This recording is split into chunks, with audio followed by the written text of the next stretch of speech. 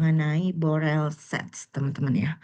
Jadi kalau kalian mungkin pernah membaca paper atau artikel gitu ya mengenai Borel set atau himpunan Borel atau Borel Sigma Field gitu ya.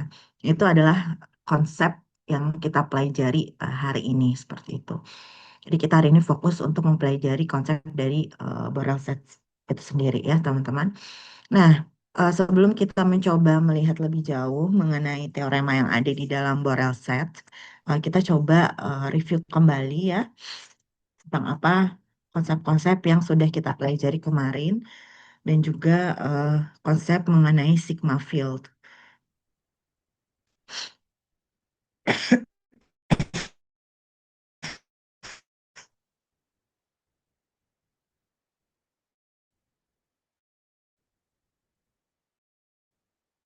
Oke. Jadi Rin ya, kita tahu bahwa koleksi himpunan terukur Lebek gitu ya.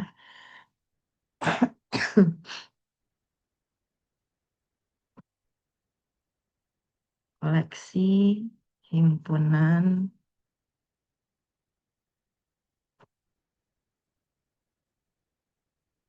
terukur Lebek atau yang biasa kita tulis dengan M besar cantik ya, M besar bagus atau itu menandakan measure gitu ya, adalah sigma field.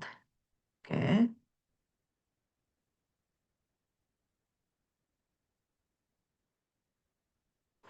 adalah sigma field yakni yang memenuhi sifat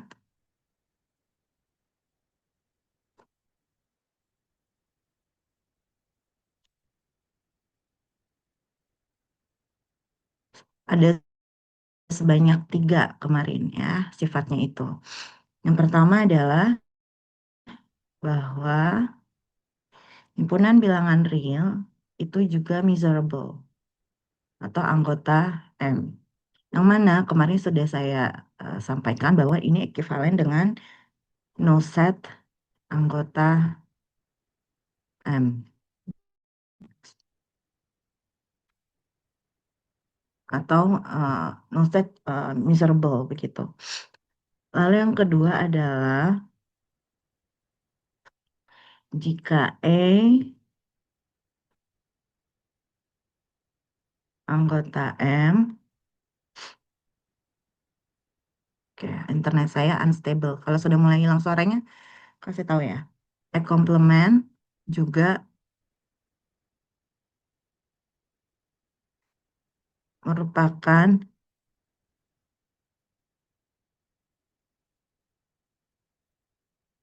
anggota M atau measurable. Ya. Lalu yang ketiga,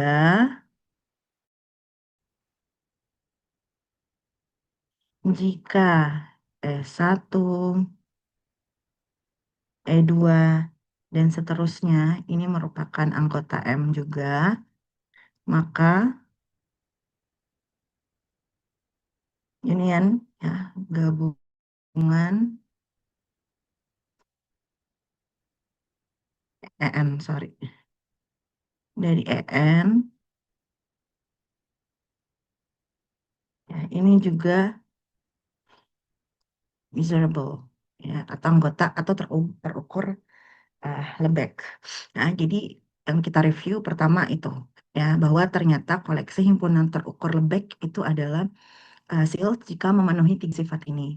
Oke, kemarin kalian sudah saya minta coba buktikan ya untuk sifat pertama dan sifat kedua ya. Nanti minggu depan kita coba bahas satu persatu. Kemudian review yang kedua adalah kita coba review kembali masa dari Sigma Field ya. Jadi kita coba cek apakah kalian masih ingat apa itu Sigma Field begitu ya. Jadi misalkan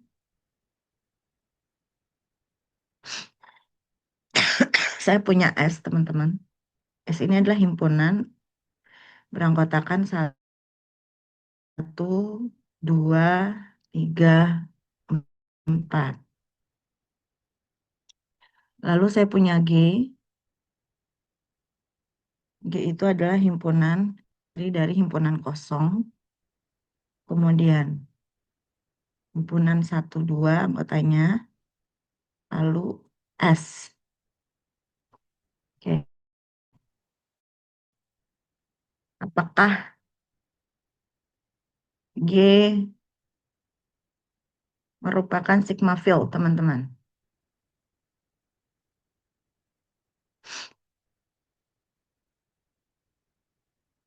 Hmm? Ada yang mau mencoba sharing? Apakah G merupakan sigma field?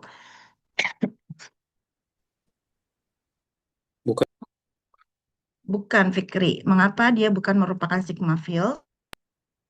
karena komplement dari himpunan yang isinya satu dan dua nggak ada. Kalau mau jadi sigma field harus ada tiga, empat.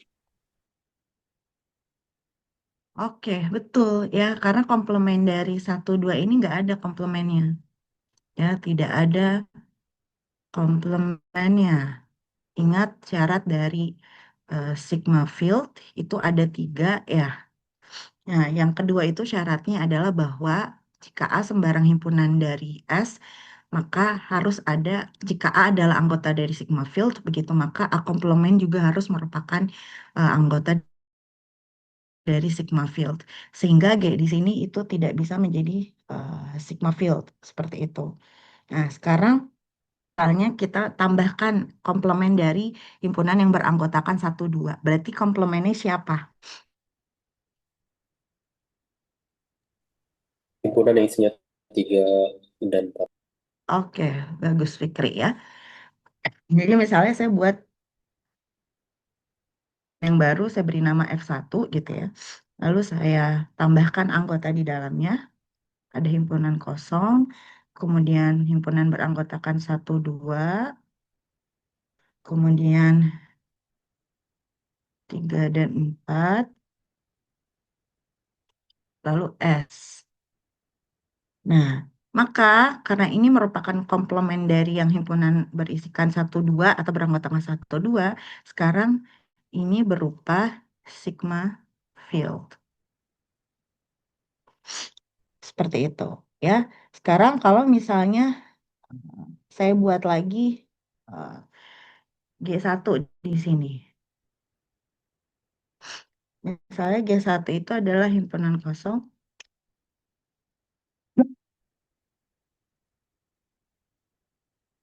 Satu, dua, kemudian himpunan beranggotakan tiga, empat, satu, S. G1 merupakan sigma field atau bukan?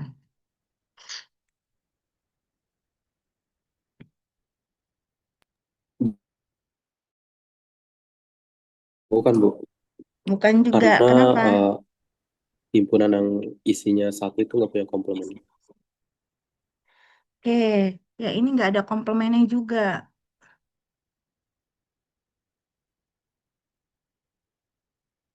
Ya, jadi kalau misalnya kita ingin membuat G1 menjadi field, maka nanti kita coba tambahkan himpunan yang merupakan komplement dari himpunan satu, begitu. Kalau misalnya saya punya lagi F2 ya, ini merupakan fungsi eh, atau himpunan eh, kuasa begitu ya, himpunan yang merupakan semua himpunan bagian dari S, 2 pangkat S. Nah, ini sudah pasti sigma field begitu.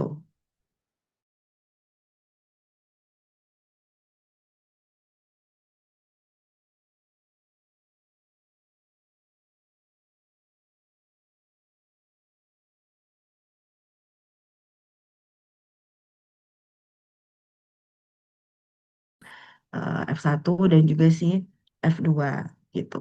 Atau kita juga dapat menambahkan teman-teman elemen dari si G ini ya, ditambah apa namanya elemen yang satu ini, yang di G1 ini ya. Lalu kita tambah komplement dari si satunya ini gitu. Sehingga nanti bisa dicari irisannya, gabungannya dan lain-lain gitu ya. Sehingga mungkin akan diperoleh sigma field yang berbeda dari F1 dan juga si F2 seperti itu. Sehingga koleksi G yang bukan sigma field tadi itu bisa ditambah elemennya sehingga dia bisa menjadi si sigma field. Nah, Ada satu sifat, teman-teman, yang akan kita lihat bahwa kalau kita punya sekumpulan sigma field, begitu, maka irisannya juga merupakan sigma field. Ya, kita berbicara di teorema 2.15.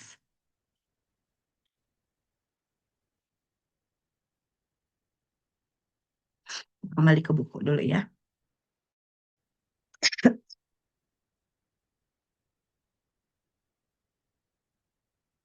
Oke. Nah, sorry. Jadi, dia sampaikan bahwa irisan dari family, keluarga atau koleksi dari dari sigma field begitu ya. Itu juga adalah sebuah sigma field gitu. Atau kita bisa mencoba untuk membuat bahasa sendiri gitu. Jadi, kalau kita pakai istilah di sini gitu ya. Misalnya jika kita punya whiteboard aja ya. Nanti bisa nyambung dengan yang ada pembuktiannya di situ menggunakan F alpha begitu ya.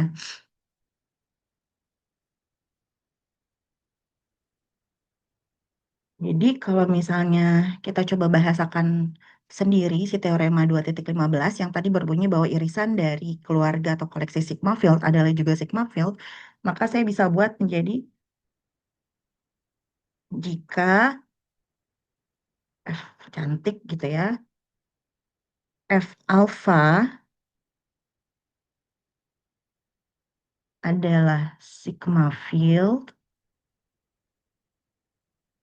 untuk setiap alfa anggota himpunan lambda, ini lambda besar begitu ya, yang mana lambda ini adalah indeks set, indeks aja gitu ya, karena tadi contohnya yang kita review terkait dengan si sigma field, ya, ini kan kita bisa buat beragam sigma field.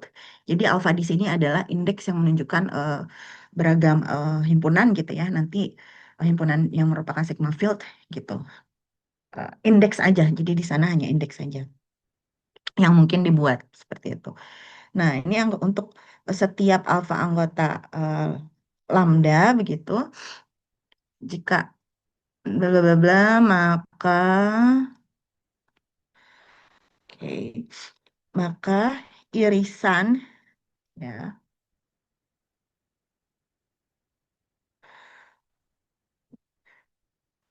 maka irisan atas seluruh alfa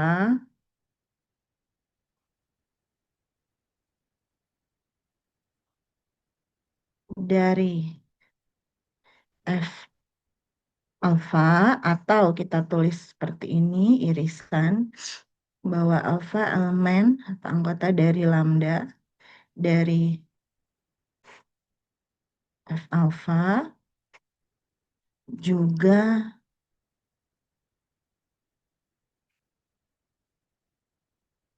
merupakan sigma field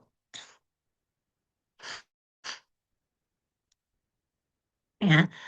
Jadi kalau tadi di teorema 2.15 menggunakan kalimat irisan dari koleksi sigma field adalah juga sigma field, maka kita coba bisa misalkan jika F alpha adalah sigma field untuk setiap alfa anggota lambda ya, di mana lambda itu adalah indeks set, maka himpunan indeks set begitu ya, maka irisan atas seluruh alfa dari F alfa tersebut juga merupakan eh, sigma field seperti itu.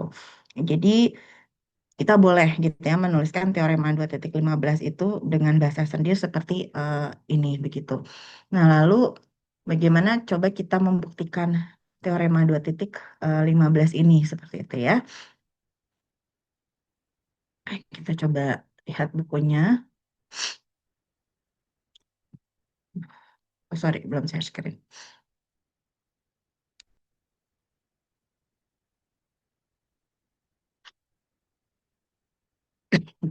Aduh, maaf ya, nih agak apa jadinya nafasnya pendek, terbata-bata. Oke, Misalkan di sini kita coba lihat proofnya ya, pembuktiannya. Misalkan FA adalah sigma field untuk alfa anggota lambda begitu, yang mana ini bisa sembarang begitu. Ya, jadi kalau lab di sini tuh bisa misalkan gitu ya, atau sebarang gitu, sehingga eh, secara implisit juga bisa bermakna sembarang ya, walaupun dia nulisnya lab begitu misalkan. Jadi F alfa ini ya itu adalah sigma field untuk si alfa anggota lambda gitu. Karena di sini alfa anggota lambda juga tidak spesifik nilainya, maka secara implisit kita juga bisa mengambil si F alfa ini secara sebarang gitu ya. Jadi kalau dalam bahasa Inggris memang ditulisnya seperti ini gitu. Artinya alfa ini adalah nilai yang sembarang seperti itu ya. Lalu kita notasikan begitu ya. Kita notasikan bahwa F ini sama dengan irisan ya alfa anggota lambda dari F alfa. Jadi kita akan membuktikan bahwa F ini merupakan suatu eh, sigma field, teman-teman ya. Nah, untuk membuktikan bahwa F itu merupakan suatu sigma field, maka kita harus mengacu pada definisi dari sigma field itu apa, ya. Jadi kalau kita lihat di sini bahwa sigma field itu memiliki sifat di catatan awal ya kemarin ada 3 sifat ya. Ntar kita coba kembali ke whiteboard. Nanti baru kita masuk ke situ. Jadi di catatan awal dulu ya di whiteboard yang kemarin ya. Saya nggak perlu liatin lagi ya. Pokoknya ada 3 sifat yang menunjukkan bahwa dia itu merupakan suatu sigma field. Mungkin saya bacakan aja.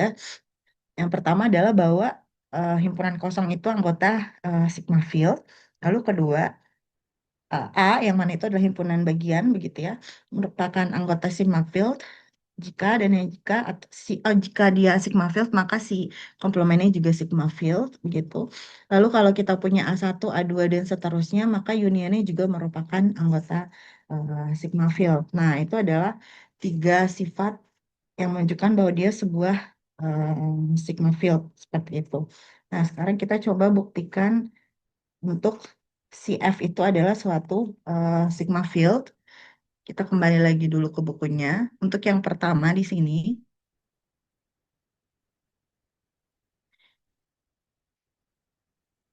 jika himpunan bilangan real gitu itu adalah anggota dari F alfa untuk semua alfa anggota lambda, maka R anggota dari F begitu ya. Ini kalau misalnya kita mau coba lebih detail lagi, bisa kita tuliskan seperti ini.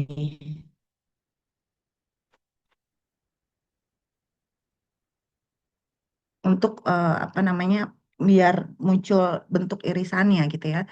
Jadi untuk yang pertama tadi dia sampaikan bahwa R anggota alfa untuk setiap alfa elemen lambda itu sehingga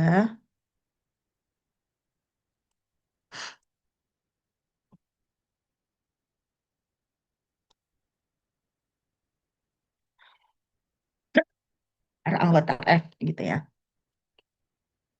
Nah, kemudian jika ingin lebih jelas ya, maka kita bisa menuliskannya karena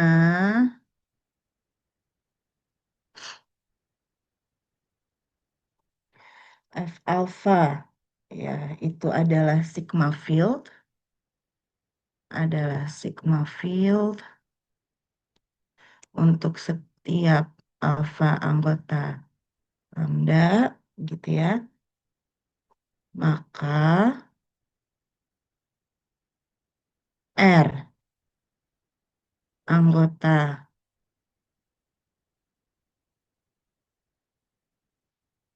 eh, F alfa juga untuk setiap alfa anggota lambda gitu. Sehingga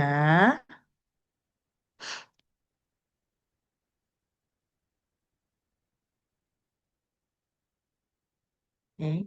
Sehingga R itu merupakan anggota i- irisan ya alfa elemen lambda dari F alfa yang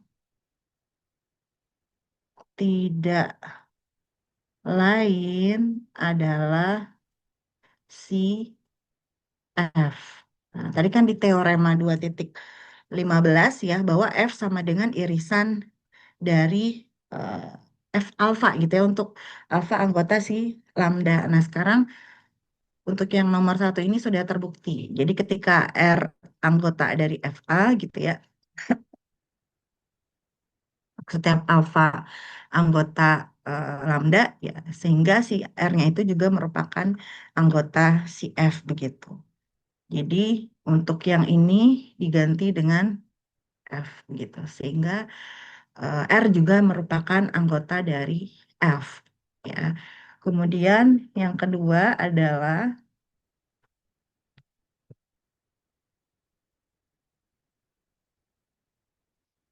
jika E anggota F, maka E anggota FA untuk setiap atau untuk semua alfa anggota A gitu. Nah, kemudian jika FA adalah F alpha gitu ya maksudnya ya, F alpha adalah sigma field ya, maka E komplement juga merupakan anggota dari FA sehingga E komplement juga merupakan anggota dari F. Jadi kita harus apa namanya buktikan ya bahwa si komplement itu juga merupakan anggota dari F begitu. Nah, ini bisa kita tuliskan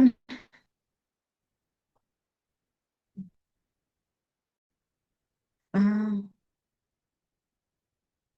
sebetulnya hanya tinggal ditambahkan sedikit saja ya. Jadi jika E anggota F gitu, maka E merupakan anggota dari F alpha. Oke, untuk setiap A anggota lambda begitu. Lalu karena F alpha adalah sigma field, maka E komplement di sini adalah elemen dari FA gitu. Atau di sini bisa kita tambahkan ya kita tulis di sini aja.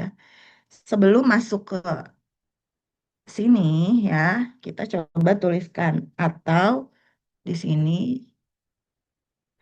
E komplement ini ya itu adalah elemen dari ini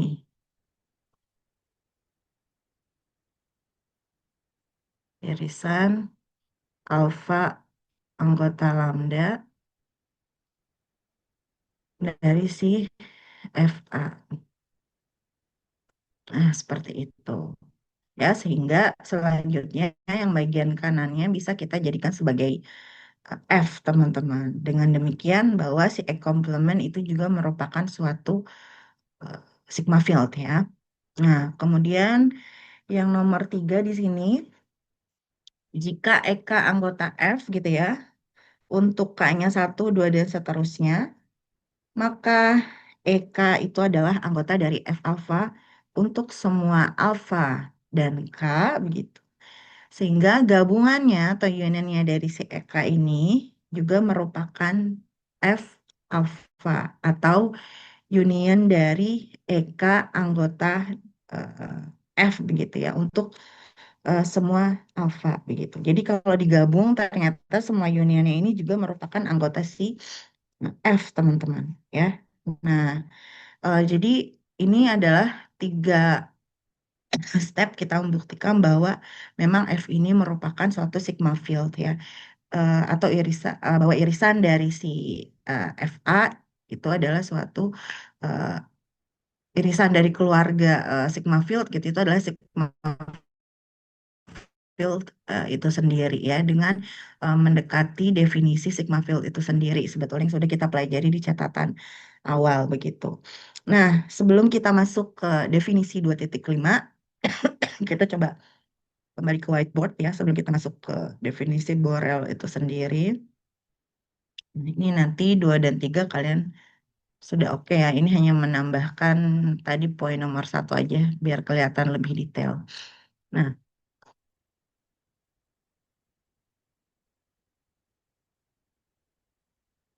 sebelum masuk ke definisi 2.5.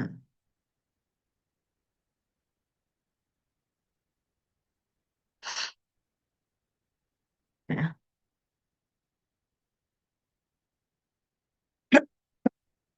Misalnya kita sekarang punya G, nah ini kita kembali ke konsep sigma field teman-teman ya. Jadi misalnya kita punya G, gini adalah himpunan yang berisi semua interval.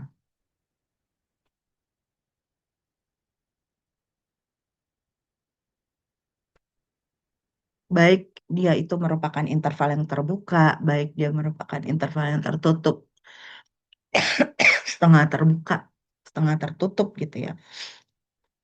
Nah, menurut kalian ini merupakan sigma field atau bukan?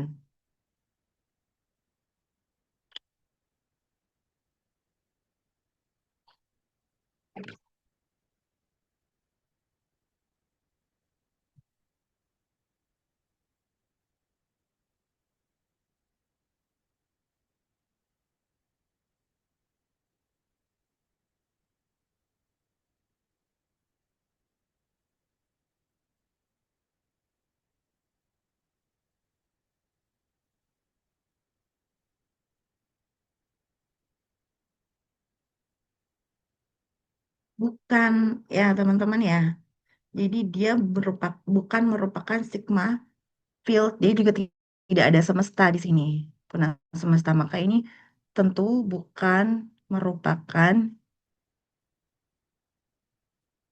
sigma field gitu ya. Dan tadi berdasarkan ilustrasi yang di awal kita punya G himpunan G dia merupakan sigma field. Kemudian kita punya F1 yang dia merupakan sigma field, kemudian G1 di sini bukan merupakan sigma field, ya, dan F2 di sini merupakan sigma field gitu. Bahwa si G ini, kalau kalian lihat, dia merupakan subset dari si F1, ya. G di sini dia merupakan subset dari F1, himpunan kosong merupakan irisannya begitu ya. Himpunan dengan anggota 1, 2 juga dia ada di F1, S juga ada di F1 begitu ya. Jadi G ini merupakan subset dari si F1. Lalu G juga merupakan subset dari si F2. Tentu ya, karena F2 ini adalah seluruh himpunan bagian dari eh, apa namanya tadi, himpunan bagian dari semua himpunan bagian dari S begitu ya, pangkat S. Nah, sekarang ya, kalau G tadi adalah semua ya, semua interval begitu dan dia bukan sigma field, maka kita juga dapat menambahkan elemen G ini sehingga kita bisa membuat sigma field eh, menjadi sigma field gitu. Anggaplah dia nanti adalah suatu F alfa begitu ya. Jadi kalau berdasarkan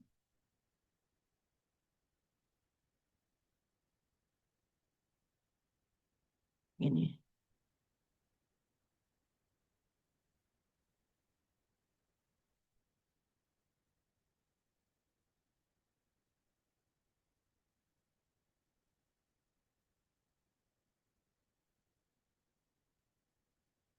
di atas gitu ya,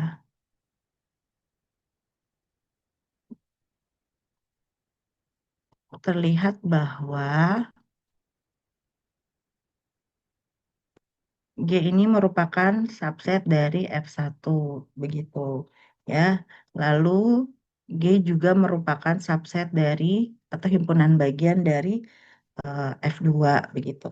Nah, tadi untuk yang G ini agar menjadi sigma field, maka kita bisa menambahkan elemen-elemen sehingga kita bisa membuat sigma field. Anggaplah F alpha gitu ya. Kita dapat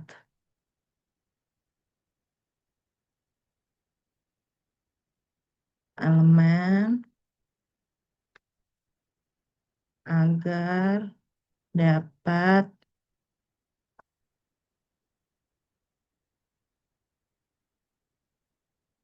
menjadi sigma field Ups,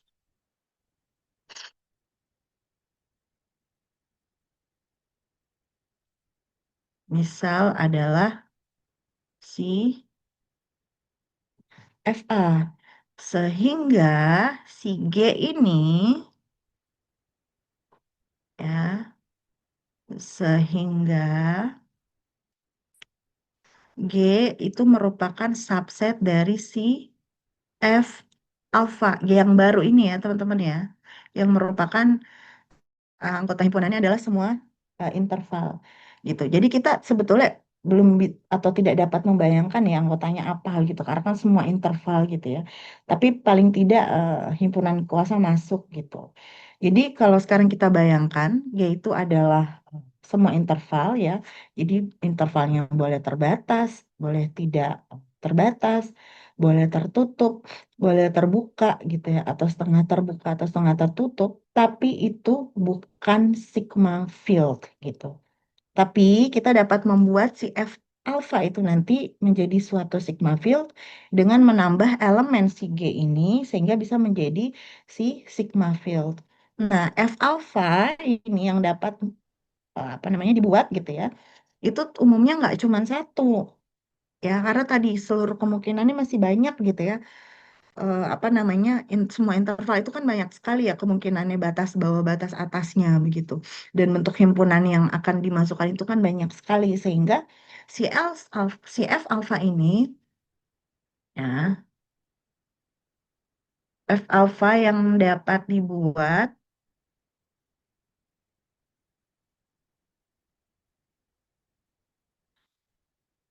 pada umumnya banyak gitu ya, seperti halnya tadi di atas contoh sederhana dari satu himpunan G kita bisa kembangkan dengan menambah elemen-elemen yang pada akhirnya juga merupakan suatu sigma field gitu ya, pada umumnya banyak. Nah, ketika kita punya nanti sigma field ini banyak begitu ya, maka kita bisa cari atau kita bisa dapatkan irisannya.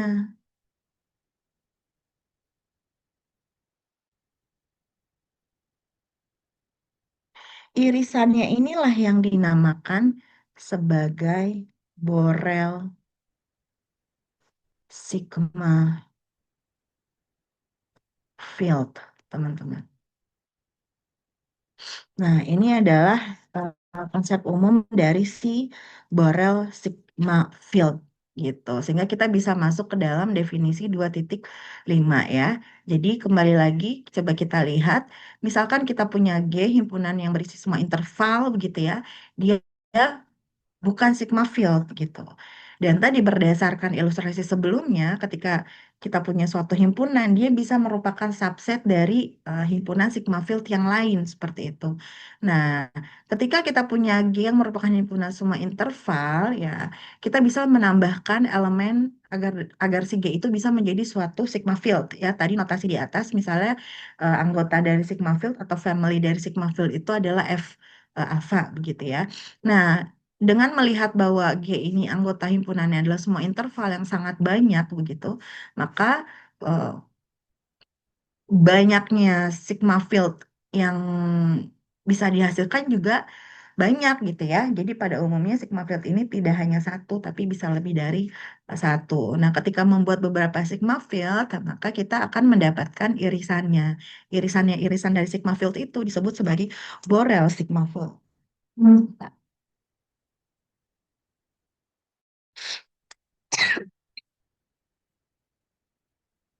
Nah, kita coba kembali lagi ke buku ya.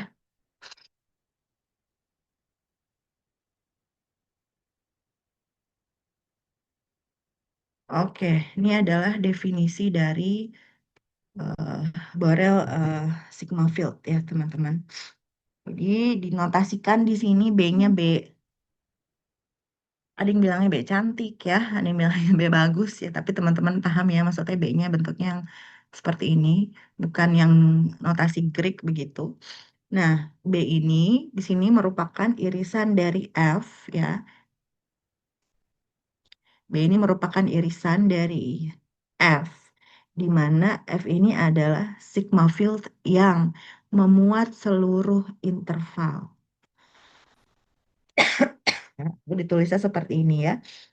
Di maksud dari definisi 2.5 ini adalah ya tadi seperti yang tulis sebelumnya ya, tadi proses dari himpunan yang memuat semua interval tetapi dia bukan sigma field, terus bisa tambahkan elemen-elemen begitu sehingga nanti si himpunan tersebut yang ada memuat semua interval itu bisa menjadi sigma field.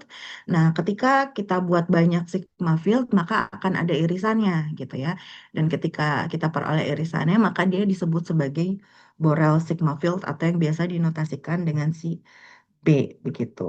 Nah, di sini kita lihat bahwa kita katakan gitu ya bahwa B gitu ya itu adalah sigma field yang di-generate, dibangkitkan begitu ya, bisa istilahkan seperti itu, di-generate oleh semua interval dan kita menyebut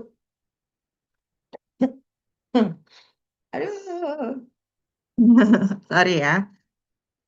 Oke, kita katakan bahwa B adalah sigma field yang di-generate oleh semua interval dan kita menyebut elemen dari B itu sebagai Borel set ya atau disebutnya sebagai himpunan Borel ya. Jadi eh, Borel sigma field itu di-generate oleh semua interval dan kita menyebut elemen dari si Borel sigma field itu sebagai Borel set atau himpunan dari Borel begitu. Jadi Borel set itu apa gitu ya. Ya karena digenerate oleh semua interval, maka ya interval sendiri juga merupakan contoh dari Borel set. Seperti itu. Jadi kalau tadi kita punya F1 ya.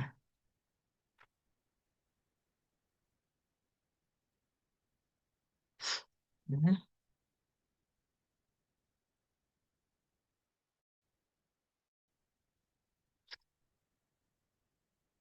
jadi kalau misalnya kita punya kasus lagi nih dalam menentukan apa namanya sigma field ya, misalnya kita punya koleksi di sini G-nya adalah isinya himpunan kosong begitu, lalu ada interval A sampai B, lalu ada R gitu.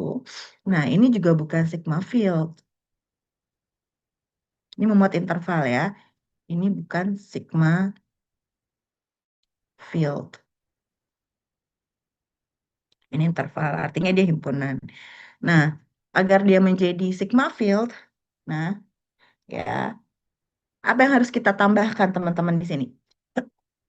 Misalnya saya rubah menjadi F1. Apa yang harus kita tambahkan agar tiga ini menjadi sigma field?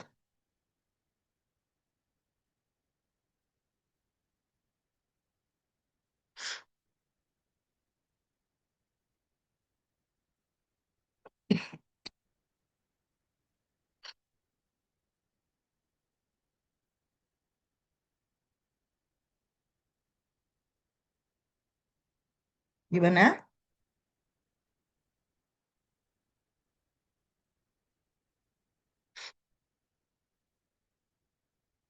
Siapa yang harus cari komplemennya di situ?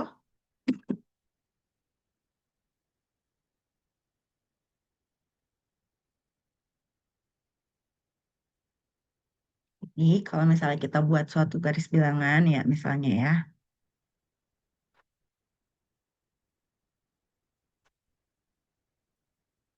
ya, ini adalah dengan bilangan real. Kita punya interval A sampai B. Ya. Maka komplemen dari interval AB ini siapa?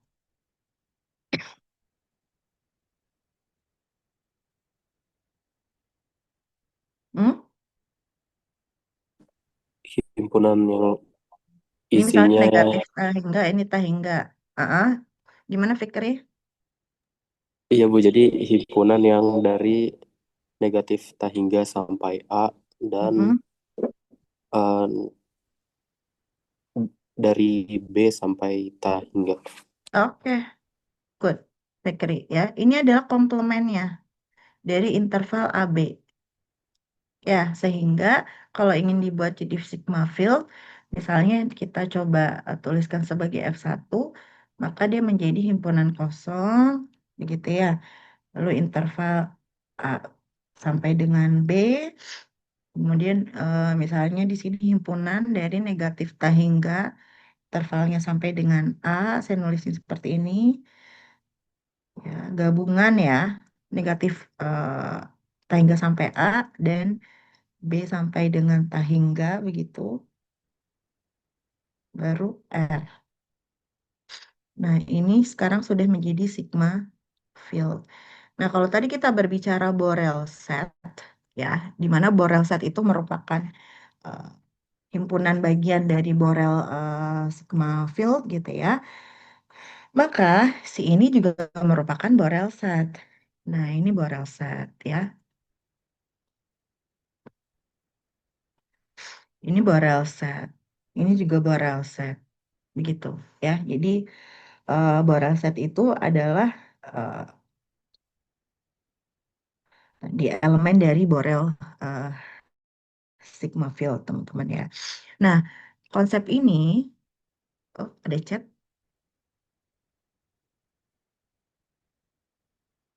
iya, komplement dari interval mare. Ya, tadi sudah diilustrasikan ya, maksudnya seperti itu. Oke, jadi si konsep dari Borel ini, Borel sigma field, kemudian Borel eh, set begitu ya, ini tuh akan digunakan pada pembahasan selanjutnya, teman-teman. Jadi sekarang bisa kita bayangkan itu adalah jika kita menemukan istilah Borel set, maka Borel set itu merupakan anggota dari Borel sigma field. Yaitu sigma field yang bagaimana? Sigma field yang digenerate oleh semua interval gitu, yang anggotanya semua interval atau gabungan dari interval ya, mulai dari negatif tahingga sampai dengan tahingga. Itu bisa punya banyak macam Borel set, teman-teman. Nah, ini adalah konsep dari Borel sigma field dan juga Borel set seperti itu.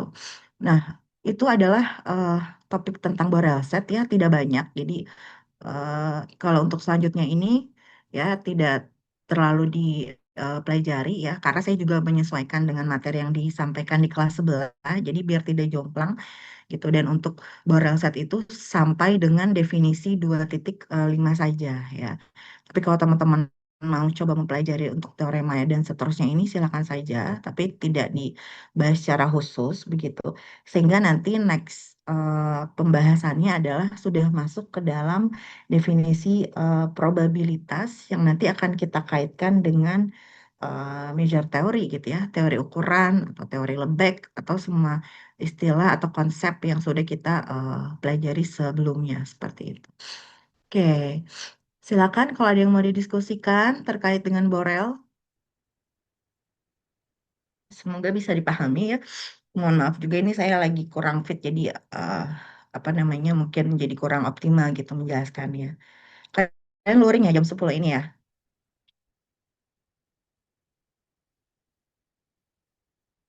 Luring kah? Iya, Bu. Oke. Berarti ini ada yang lagi di perjalanan.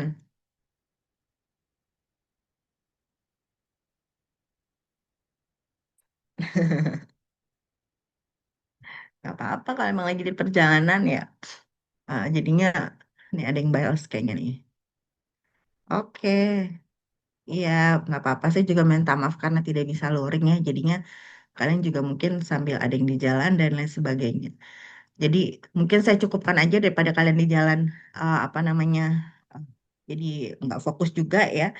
eh, untuk materi hari ini mungkin seperti itu ya. Mohon maaf saya nggak bisa optimal nih ngajarnya karena kondisi kesehatannya lagi menurun. Nanti minggu depan kita usahakan dua pertemuan lagi sehingga kita bisa masuk pertemuan 13 dan pertemuan 14 seperti itu. Jika tidak ada yang ditanyakan, tidak ada yang didiskusikan, terima kasih banyak teman-teman atas perhatiannya ya. Semoga kita semua dalam kondisi sehat walafiat selalu begitu.